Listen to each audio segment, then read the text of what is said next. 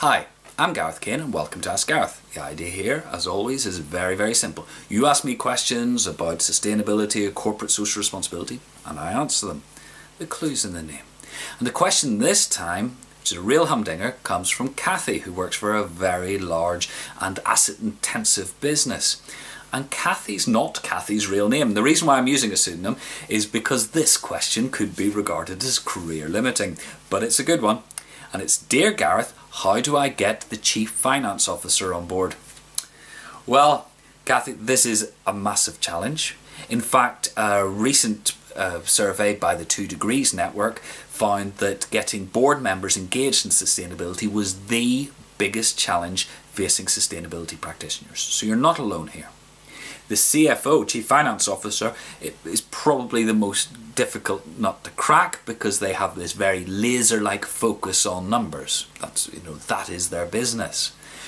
But it's critical that you do so because if you want to unlock investment, you're going to need them on board. So, how do you go about doing it? Well, my general approach to engaging people I call green Jujitsu. And the analogy is I liken most people's engagement more like boxing, where you try and batter the opposition into submission. You keep throwing messages at them until they finally give up and throw in the towel. And that's a very difficult way to go about engagement. Now, in Jiu-Jitsu, in the martial art, Jiu-Jitsu expert sees their opponent's strengths, momentum and size as an opportunity to exploit, and they'll adapt their techniques to match those strengths. In the same way of green Jiu-Jitsu, you look at the strengths, the interests and the habits of your audience and use those to get a toehold for sustainability. So, just to take a simple example, if you're dealing with an engineering company with a very strong engineering culture, then present sustainability as a problem that needs solving. Now, I'm an engineer and we live to solve problems. That's what we like doing and we get great satisfaction from it. And if you do this, instead of sort of getting cynical and all the rest of it, engineers will generally roll up their sleeves and get stuck in. So, how do you apply green Jiu-Jitsu to the Chief Finance Officer? Well, here's 3 things to think about. First of all, choose your language very carefully. Now, most of us as sustainability practitioners sort of got into it on some sort of moral imperative. We really wanted to change the world.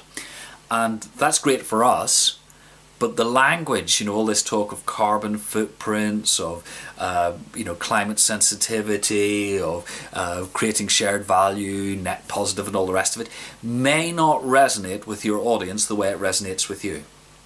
So, if you're dealing with a Chief Finance Officer, you should try as much as possible to translate your arguments into financial terms. And that might be future cost pressures, potential savings, the size of emerging green markets, but try and keep it in that financial business type language. Now, the second one is to reframe the argument, and this is taking it further from individual words and sentences to the whole way you present sustainability to the Chief Finance Officer. And the default way, and most of us fall into this all the time, is to see sustainability as a cost, something you have to do, sort of a moral imperative. But that's never going to cut much ice when things get tough.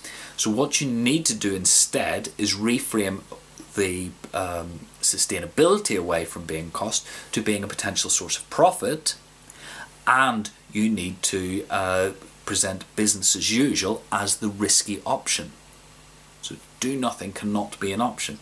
And you will see large businesses like General Electric, GE, are doing this, where the boss is now saying sustainability is where we're getting our future profit from. So change the whole, not just individual words, but the whole argument you're making. Now, my third tip is to try and get, and this applies to all board members, try and get them to sell sustainability to themselves. Now, if any of you have ever been in one of my workshops, you will know that typically my first question is, why should your organisation take sustainability seriously? Then I shut up and stand beside a flip chart and write down all the answers. Now, there's several psychological reasons why I do it, but the main one is it's much easier for people to sell sustainability to themselves than for me to try and do it. because nobody likes being told they're wrong. They like to work that out for themselves.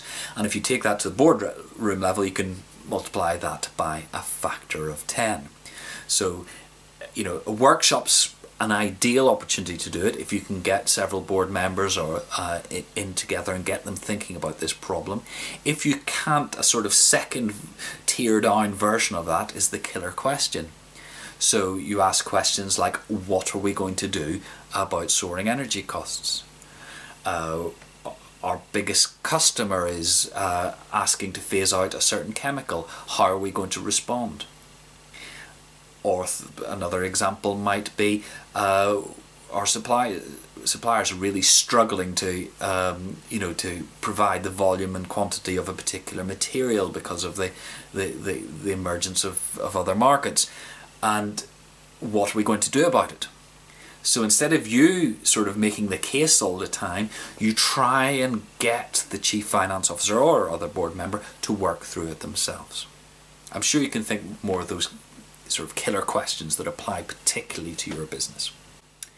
But the triple bottom line here is to engage people. You've got to work to their strengths, not try and correct their perceived weaknesses. You will find it much more effective. Okay, Cathy, I hope that answers your question.